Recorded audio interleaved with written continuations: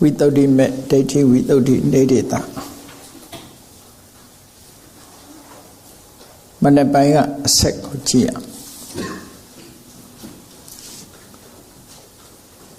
ဣတိဣပိပင်စပတာတာတေသင်္စဝိတယရူပတတ္တခန္ဓာရတဖုဒ္ဓဘာပင်စာတိတတရူပါနိတတဓာတုယောဟွန်တိဏိကုံးချုပ်ပြတာ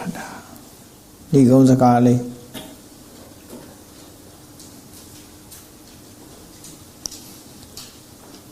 ဣတိဆိုတာဤသို့လင်လို့ဒီနေရာမှာဒီလိုအဓိပ္ပာယ်ပြန်ဤသို့လင်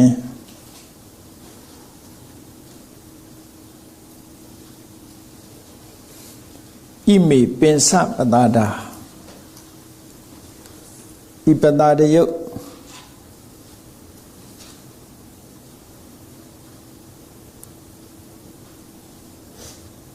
ဣမေပင်စပတာတာဤပတာတယုတ်ငါးခုတို့သည်၎င်း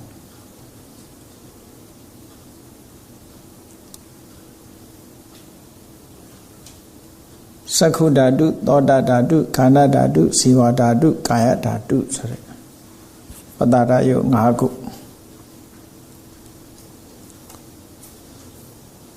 အောက်ကကနေကြိုက်အောင်ပြောမယ်ဆိုရင်ဣမေပတာတာပင်စဣမေပတာတာဤပတာတာယုတ်တွေကပင်စ၅မျိုး၅ခုပေါင်းပြမလို့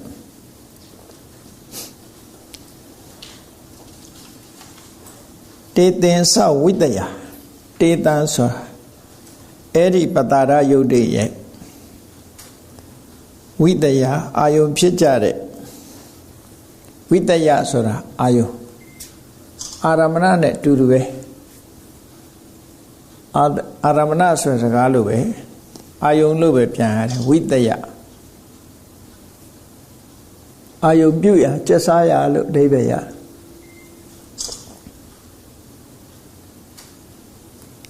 ကျက်စားရတေတံထုပတာဒယုတ်တို့ဤဝိတယအာယုံဖြစ်ကြတဲ့ပတာဒယုတ်တည်းရဲ့အာယုံဆိုပတာဒယုတ်ကအာယုံပြုတာတော့မဟုတ်ဘူးပတာဒယုတ်တွေမှာထင်ဟပ်လာတဲ့အာယုံတွေလို့ဒီလိုအဓိပ္ပာယ်ယူရအောင်နော်တေတံထုပတာဒယုတ်တို့ဤဝိတယထင်ဟပ်လာတဲ့အာယုံဖြစ်ကြတဲ့ရူပတတ္တခန္ဓာရတဖုဒ္ဓဘာအစင်းအတန်အနတ်အယတာဖုဒ္ဓဘာဆိုတဲ့ဝိတယယုတ်တို့ကပင်စ၅မျိုးတို့ပတာရယုတ်က၅ခုပတာရယုတ်မှာထင်ဟပ်လာတဲ့အာယုံယုတ်တွေက၅ခုလို့ဒီလိုဆိုလို့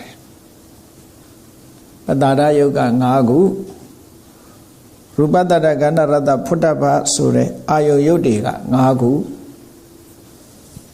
ဣတိအားဖြင့်တတရူပါနိယုတ်10ခုတို့သည်တတဓာတုယောဟွန်တိဓာတ်10ပါးဖြစ်ကြကုန်၏ဓာတ်10ပါးပထမဆုံးဓာတ်10ပါးကိုဒီဟာနဲ့ရည်တွက်ပြတာနော်ဒါနဲ့ရည်တွက်ပြတာအဲ့တော့ပြန်ပြီးတော့ဘာသာပြန်မယ်ဆိုရင်ချောဘာသာပြန်ဤသို့လင်ပတာရယုတ်က၅ခုပတာရယုတ်နဲ့ပတ်သက်လာတဲ့ရူပတတ္တခန္ဓာရတဖုဒ္ဓဘာဆိုတဲ့အာယုံယုတ်က၅ခုအားဖြင့်အာယုံဝိတယယုတ်က၅ခုအားဖြင့်တတရူပါနိယုတ်10မျိုးတို့ဟာတတဓာတုယောဟွန်တိဓာတ်10မျိုးတို့ပင်ဖြစ်ကြတယ်ရုပ်တည်ကြီးပဲဒီဟာတွေအကုန်လုံးဓာတ်10မျိုး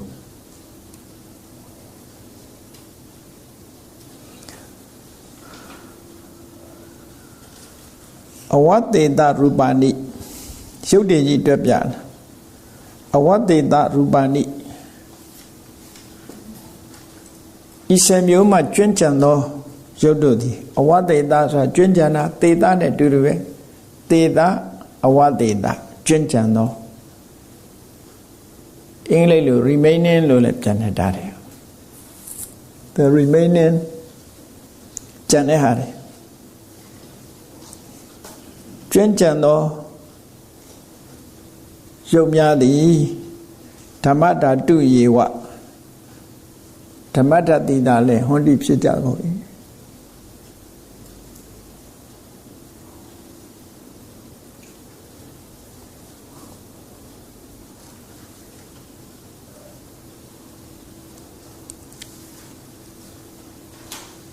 အဲ့တော့ဒီမှာဓာတ်ဆယ်ခုကရုပ်ဆယ်ခုကဓာတ်ဆယ်ခုဖြစ်ပြီးတော့ကျန်တဲ့ရုပ်တွေကဓမ္မဓာတ်လို့ဆိုတော့ဓမ္မဓာတ်ကဒါအကုန်မဟုတ်သေးဘူးရုပ်တချို့ပဲရှိသေးတာဖြစ်တော့ဆယ်ခုကွယ်လို့ဆိုလိုတာပေါ့နော်စက္ခုဓာတုသောတာဓာတုကာဏဓာတုဇီဝဓာတုကာယဓာတုရူပဓာတုတတ္တဓာတုခန္ဓာဓာတုရတ္တဓာတုဖုတ္တဗဓာတုဆိုတဲ့ရုပ်တည်ကြီးဆယ်ခုနံပါတ်7ခုမှာဖြစ်တဲ့ဓမ္မဓာတ်ထဲမှာရုပ်အချို့ပါဝင်နေတယ်ဆိုဒုက္ခမယုတ်အဲ့ဒါကတခုဒါတွေကရုပ်နဲ့ပတ်သက်တဲ့ဓာတ်တွေလို့ပြောလို့နာနဲ့ရုပ်ကိုပိုင်းခြားပြီးတော့သိဖို့အတွက်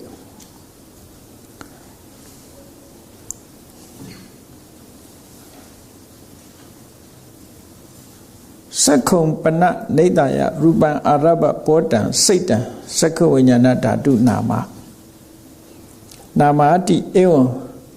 ဒွေပင်စဝိညာဏနိပင်စဝိညာဏဓာတုယောဟောတိပနထုမတဘာထုမတဘာစက္ခုပတာရယုတ်ကိုနေတယအမိပြု၍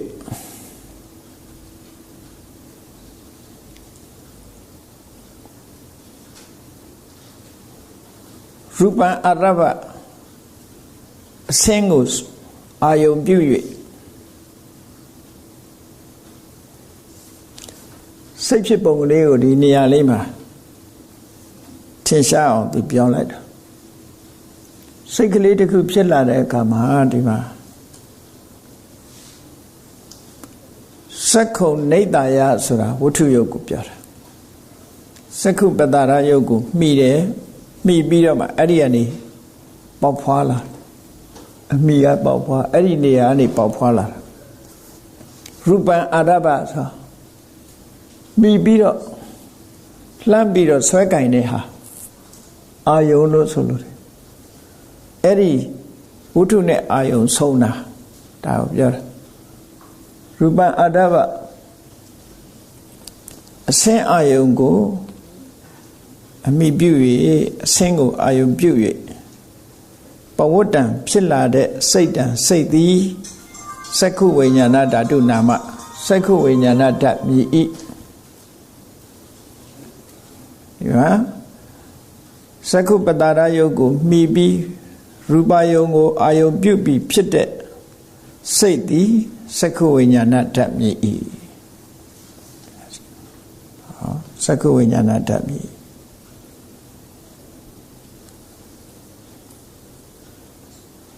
ဣတိဧဝံဒီနည်းအားဖြင့်ဒွေပင်စဝိညာဏနိဝိညာဏ10မျိုးတို့သည်ပင်စဝိညာဏဓာတုယောဟွန်တိဝိညာဏဓာတ်5မျိုးဖြစ်ကုန်၏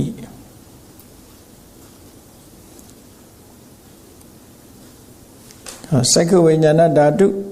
သောတာဝိညာဏဓာတုဒါလမ်းစာလေးကိုဖော်ပေးတာသောတာကြတော့ကိုယ်ကဘယ်လိုနားလည်ရမှာတော့ဆိုရင်သောတံနေတယတတ္ထံအာရဘပောတံစိတ်တံသောတာဝိညာဏဓာတုဒီလိုနားလည်ရနော်သောတာပတ္တာရကိုမှီ၍တတ္ထယုံကိုအာယုံပြုပြီးဖြစ်လာတဲ့စိတ်သည်သောတာဝိညာဏဓာတ်ထို့တူပဲကာဏဇီဝကာယတို့ဒီလိုနားလည်ရကာယံနေတယ Puttaban Araba Pawadan Satan Kaya Vinyana Dhatu.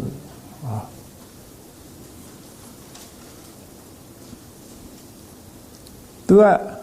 Shiga Daddy who set me up your letter. Tamu Shiga Daddy Sakutoda Ganazi Kaya Suraga Amita lady Akanda lady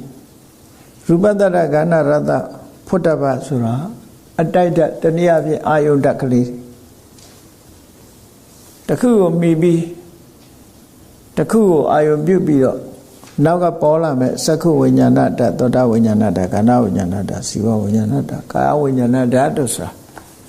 Tari me meet up Chipola, hello. Dilo Sulura, no? Taddy the Kuneku set the neighbor Biobia. Gida Jaro Nandiari Chipola, Solure.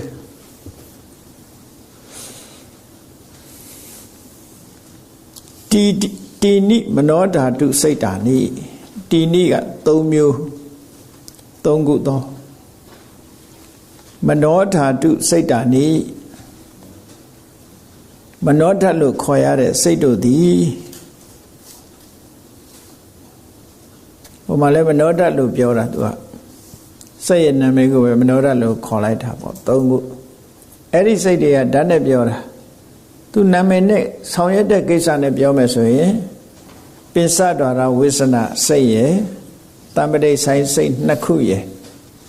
Pinsadora Wisana Sega Daku, Tamade Sana Sega Naku. Era Manoda do Kora. Pinsadora Wisana. Pinsadora Wisana. Dwarangavaga Wiolare. Ayo ne Padavido. Panu de say to Sulu. Yes, you will not say Ayo Naga will not atan Ayo Nakonga will not ana Ayo Leaga will not Rada Ayo Kaya will not Putaba Ayo Niu Shuza Panu Line Nine, Senior Line Nine, Seiko Pensadora Wisana say local. Safe Sema. Do a Ramadon Pilares safe. Saturday mirror, the gap when bait at the over do a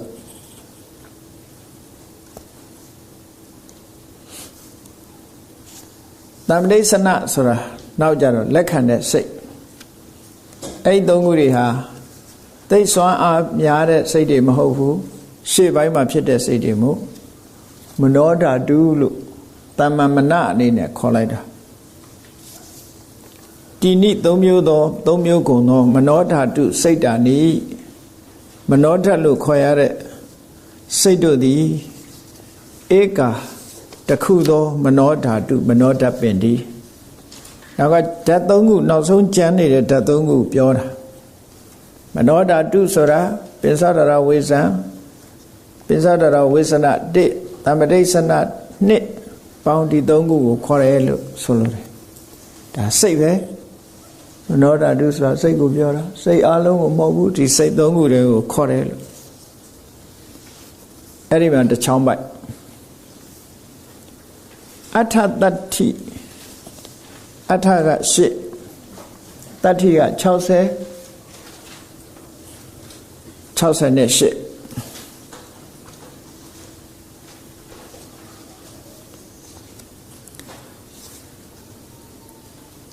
Chelsea shit mudo. Mano Winyana Dadu say Dani. Mano Winyana Dadu Koyare say to the Mano Winyana Dadu. Mano Winyana Dabi. He said to Bonkoro, Mano Winyana Dadu a Koramo. A bit of Ama don't have it, don't I like Dumbiara, no? Chelsea shit, sir. Logi say the Signona Mu Chelsea ship. The Gaya Condescended Chaukushi. Mano Winyana Dasiga. Alos and Condescended. Tiniama Balu Chelsea shitting guide. Shura the owners. We better not atropo. Chelsea shitting you are. Nia would you. The Gaya Mano Winyana Dasura. Chelsea shitting Magau, Condescended Chauku. Logo Drasaidu, Chantara. ရှေ့နာတော့ကလည်းအဲ့လိုပဲခြံထားတယ်ဝိပဿနာရဲ့အာယုံကိုရှင်းပြတဲ့နေရာဖြစ်လို့ခြံထားလိုက်တယ်ထဲ့ပဲပြောတော့ကဲခုပေါင်းလိုက်တဲ့အခါကျတော့ဒီမနောဓာတုမနောဝိညာဏဓာတုနောက်ပြောဖို့ကြမ်းနေသေးတယ်သူဓမ္မဓာတုပြောဖို့ကြမ်းသေးတယ်ဓမ္မဓာတုကတစ်ချမ်းပဲပြောရသေးတယ်နော်အဲ့ဒါကိုထပ်ပြောမယ်ဒီမှာပေါင်းလိုက်တဲ့အခါကျတော့စိတ်တွေကိုပေါင်းပြမယ်ဣတိ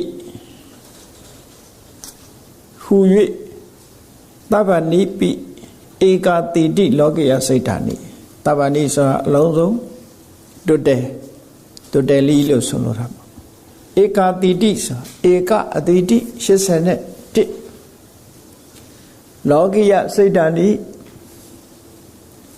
လောကီစိတ်တို့သည်ဆိုသဗ္ဗနိပိဧကာတိတိလောကိယစိတ်ဓာနိ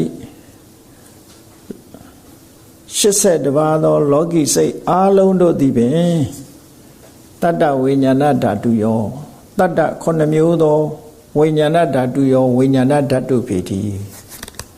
ဝိညာဏဓာတ်9ပါးဆိုတာဒီမှာသက္ကုဝိညာဏသောတာဝိညာဏကာဏဝိညာဏဇီဝဝိညာဏကာယဝိညာဏမနောဓာတုမနောဝိညာဏဓာတုမနောမှာတော့ဝိညာဏမပါဘူးမပါပေမဲ့များရာကြည့်ပြီးဝိညာဏဓာတ်လို့ခေါ်လိုက်တာနော်သူ့မှာဝိညာဏမပါဘူး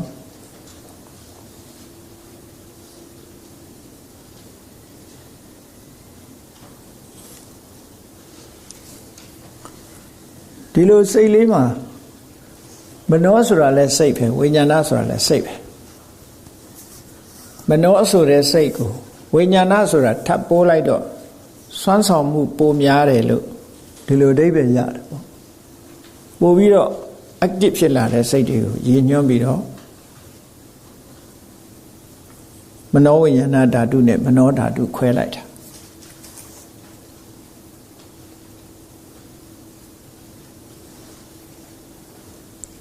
အဲ့တော့မနောဓာတ်ဆိုတာ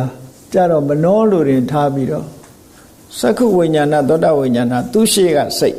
ဖြစ်စဉ်အပြင်ပြောမယ်ဆိုရင်ပစ္စဒဝေဇံသက္ကုဝိညာဉ်တမ္ပတိဆိုင်တန်တိရဏဩထောဒီလိုဖြစ်စဉ်ဟာဒီလိုလာတာဒါရှင်းရှင်းလေးပဲဒီ process ကလူတယောက်အိမ်တကားလာခောက်ရင်နံပါတ်1ကကြားတယ်ကြားတော့ထားပြီးတကားဖွင့်ပေးလိုက်တယ်ဖွင့်ပေးလိုက်တဲ့အခါမြင်တယ်အဲ့ဒီလူမြင်တဲ့အခါကျတော့ welcome လုပ်တယ်ပေါ့ဖိတ်ခေါ်တယ်ဖိတ်ခေါ်ပြီးတော့ဘာကိစ္စလာတယ်လဲစုံစမ်းတယ်ဟောတန်တိရဏသူလာရင်ကိစ္စကိုသိရပြီဟုတ်ထောအတူတကွစကားစမိပြောကော်ဖီတို့ဘာလို့တောက်ဇောပြန်ထွက်သွားတယ်တကားเจ้าကနေပိတ်လိုက်တယ်ဟောအဲ့ဒီပုံစံပဲဘာမှမထူးပြင်ဘက်ကအာယုန်တစ်ခုကဝင်ပြီးတော့တကားကိုခောက်လိုက်တဲ့သဘောတကားခောက်လိုက်တဲ့အခါမှာပစ္စဒရဝေဇန်နဲ့တူတဲ့စိတ်ကတကားဖွင့်ပေးလိုက်တာသူကဖွင့်ရင်ဖွင့်တာမမြင်ဘူးမြင်တာကသက္ကုဝိညာဉ်မြင်သက္ကုဝိညာဉ်လည်းမြင်ပြီးပြီးသွားရောလက္ခဏာကတမ္ပတိဆိုင်ကလက်ခံစူးစမ်းတာကတန်တိရဏစူးစမ်းတစ်ခုပြီးတစ်ခုဆက်လက်ပြီးတော့စိတ်တွေဟာဖြစ်ပေါ်သွားတာသူတို့ဆောင်ရွက်တဲ့ကိစ္စလေးတွေကတစ်ခုပဲဒါလုပ်ပြီးရင်ပြီးသွားပြီသူမရှိတော့ဒီအလုပ်လေးသူလုပ်ပြီးရင်ပြီးသွားပြီသူတောင်းမရှိတော့ချုပ်သွားပြီအင်တာမလင်မြန်တဲ့နှုံးနဲ့စိတ်တွေဟာပြက်ပြက်ပြီးတော့နေတာတရားဝါတွေကထင်းနေကြတာဒါကြီးတွေမြဲနေတယ်လို့ထင်တာအမှန်ကတော့လင်မြန်သောနှုံးသားနဲ့ပြောင်းလဲပြီးတော့နေတဲ့ဖြစ်စဉ်ကြီးတစ်ခုများတာဖြစ်တယ်အဲ့ဒီဖြစ်စဉ်နေတဲ့စိတ်တွေကိုငါစိတ်လို့ဘယ်လိုလုပ်ပြောမလဲဒီလိုဟာတွေကိုသဘောပေါက်ဖို့ဖြစ်စဉ်ကြီးတစ်ခုပြတာနော်ဒါကြီးဒီအစဉ်တန်းကြီးကိုပဲငါစိတ်လို့လုပ်နေကြတာဘယ်ဟာငါစိတ်တုံးလို့ပြောစရာမရှိဘူးအများကြီးတစ်ခုပြီးတစ်ခု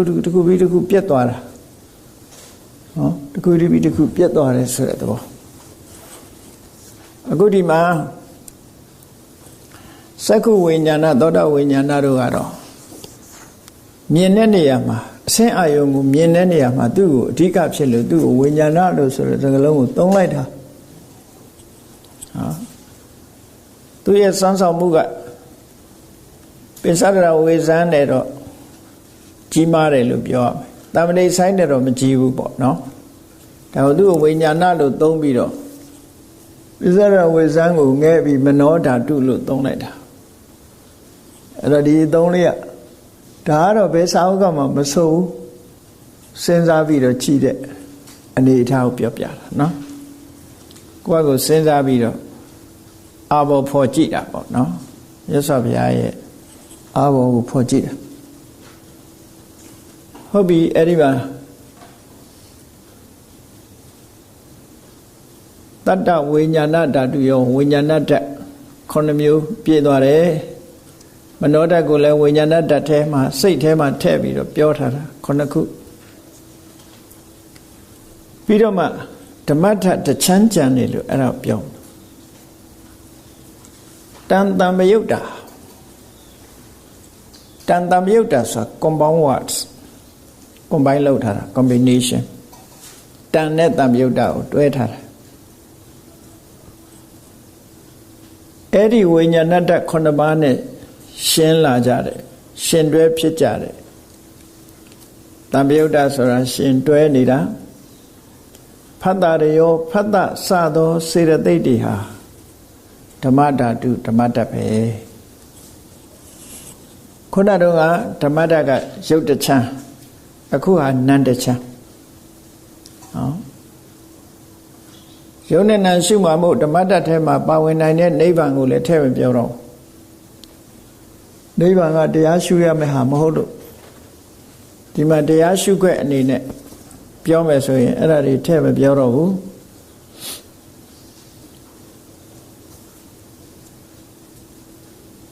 ဣတိဧဝမေတ္တာဣတိဧဝံဤသို့လင်ဣတိဧဝံအဋ္ဌလို့ပုတ်ဖြတ်ဣတိဧဝံဤသို့လင်အဋ္ဌဤဓာတ်18ပါးမှာအခုပေါင်းလိုက်တာဓာတ်18ပါးကိုပြောတာနော်ကြည့်ခုနတော့ရုပ်တွေပြောတဲ့အခါကျတော့17ခုခွဲနဲ့ပြောလိုက်တယ်နာမည်အပြင်17ခုရှိတယ်သက္ခုဓာတုသောတာဓာတုကာဏဓာတုဇီဝဓာတုကာယဓာတု5ခုရူပဓာတုတတ္တဓာတု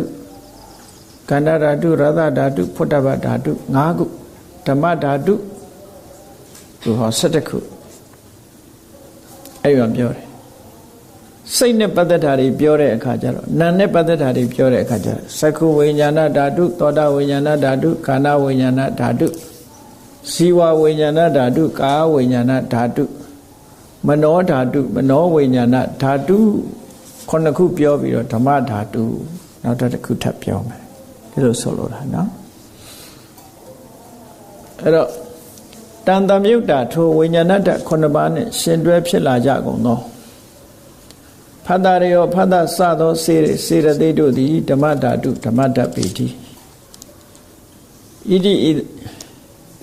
တိဟု၍ဧဝံဤသို့သောဤအဖြစ်အဋ္ဌဤဓာတ်18မျိုးတွင်အတ္တေကာတတအတ္တဧကာတတအတ္တေကာတတအတ္တဧကာတတဧကာတတက17အခွဲနဲ့တကဝ17လို့ဆိုကဏ္ဍအနေနဲ့ပြောမယ်ဆိုရင်ဒီဟာယူရတဲ့နေရာကဏ္ဍနဲ့တကဝ17လို့ပြောထားတာ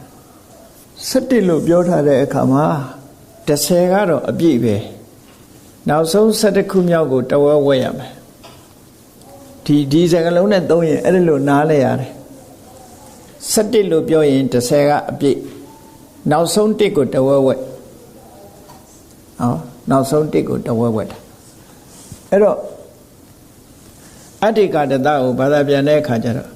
17ခုခွဲလို့မပြန်ရဘူး10ခုခွဲလို့ပဲပြန်10ခုကအပြည့်နောက်တစ်ခုကတဝက်10ခုနဲ့တဝက်အဲ့ဒီပဲပြန်10ခုမြောက်မှာ17ခုမြောက်မှာသူကတဝက်ဝက်ရဒါကြောင့်မို့ အထေကာဒတဓာတုယောဓာတ်10ခုခွဲတို့သည်ရူပံယုတ်ဓာတ်တွေကိုပြောတာယုတ်ဓာတ်ယုတ်နဲ့ပတ်သက်တဲ့ဓာတ်က10ခုခွဲရှိတယ်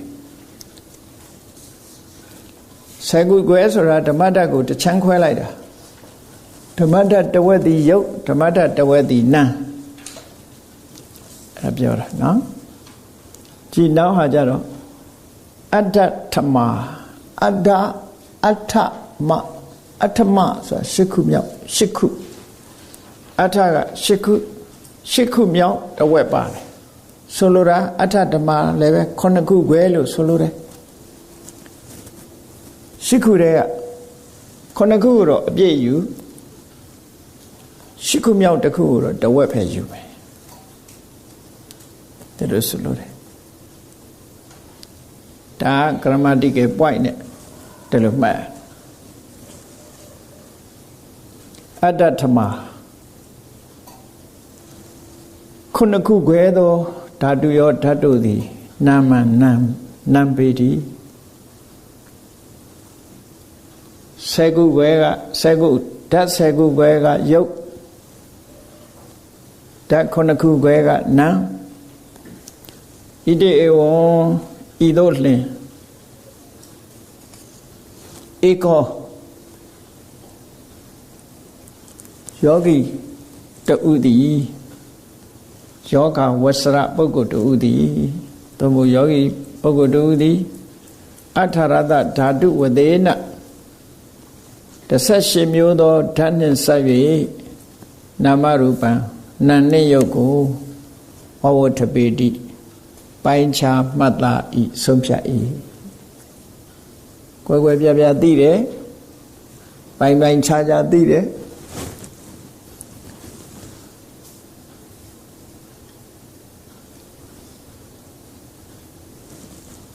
ရုပ်နဲ့နာကိုပိုင်းခြားခြားဒီလိုသိလိုက်တာအဲ့တော့သူကနဲ့သူတွဲပြောမယ်ဆိုလို့ရှိရင်မျက်စိကတခုခုမြင်လို့မြင်တဲ့ယဉ်သိစိတ်ကလေးဖြစ်လာပြီဆိုလို့ရှိရင်မျက်လုံးလေးကလည်းယုတ်တရားပဲမျက်လုံးထဲမှာထင်းလာတဲ့အဆင်းအာယုံလေးကလည်းယုတ်တရားပဲဒီနှစ်ခုစုံစည်းခြင်းကြောင့်ဖြစ်ပေါ်လာတဲ့မြင်သိစိတ်လေးကြတော့နန္တရားအဲ့ဒီမြင်သိစိတ်လေးမှာဆက်သွဲပြီးတော့ဖြစ်ပေါ်နေတဲ့စေတသိက်တွေကဓမ္မဓာတ်ဆိုတဲ့နန္တရားပဲလို့ဟော၄ခုသိနိုင်တယ်ပေါ့ဟော၄ခုဒါ၄ခုကိုကြည့်လို့ရမြင်ချင်းကိစ္စကိုမျက်လုံးကတခုခုမြင်လိုက်တယ်ဆိုအဲ့ဒီ၄ခုဖြစ်သွားဓာတ်၄မျိုးဟာပေါ်လာတယ်အဲ့ဒီဓာတ်၄မျိုးသည်နေစီဘစီဘမဟုတ်ဘူးတဘာဝတသက်ပဲမြဲတဲ့အရာမဟုတ်ဘူးအသက်ရှင်ပြီးတော့တတဝါအကောင်လေးမဟုတ်ဘူးတဘဝကနေတဘဝပြေးလွှမ်းနေတဲ့အကောင်လေးလည်းမဟုတ်ဘူးခန္ဓာကိုယ်တစ်ခုကနေခန္ဓာကိုယ်တစ်ခုပြောင်းလဲပြီးတော့ခိုအောင်တတ်တဲ့တတဝါမဟုတ်ဘူးတဘာဝတရားတသက်ပဲဖြစ်ပြီးပြတ်သွားတာပဲဝိပဿနာဉာဏ်နဲ့ဒီလိုရှုဖို့ဒါကိုဟောတာနော်နာကအတန်လေးကြားလိုက်ပြီဆိုရင်လေနာကယုတ်တရားနားထဲမှာပေါ်လာတဲ့အတန်လေးကလည်းယုတ်တရားဒီနှစ်ခုပေါင်းစပ်လို့ဖြစ်ပေါ်လာတဲ့အတန်လေးကလည်းဖြစ်ပေါင်းစပ်လာတဲ့ကြားသိစိတ်ကလေးကလည်းနန္တရားပဲအဲ့ဒီကြားသိစိတ်လေးနဲ့တွဲဖက်လာတဲ့ဖတ်တစတဲ့စေတသိက်9ခုကလည်းနန္တရားဆိုတဲ့ဓမ္မဓာတ်ပဲဓမ္မဓာတ်လို့ခေါ်တယ်နန္တရားပဲလို့ဟောသိလိုက်ကြားတဲ့ကိစ္စလေးမှလည်းပဲနာနဲ့ရုပ်ကွဲသွားတယ်။ပိုင်းခြားပြီးတော့သိသွားတယ်။အဲတော့ဝိပဿနာရှုတယ်ဆိုတဲ့အခါမှာမြင်သမျှကြားသမျှတွေကိုရှုမြတ်စွာဘုရားဆဆက်ကတုတ်မှလည်းဒီလိုပဲဟောတာပဲ။ဘုရားဟောတာနဲ့တစ်ထပ်သေးပဲဒါတွေကဘုရားဟောတာကိုပဲထပ်ပြီးရှင်းပြတာဆိုလိုတာ။အဲ့တော့ဒါဘုရားဤအစ်စ်ပဲပေါ့နော်။မြတ်စွာဘုရားဟောကြားတဲ့ဤပဲဒါ။ကမ္မထာနိဆိုတာ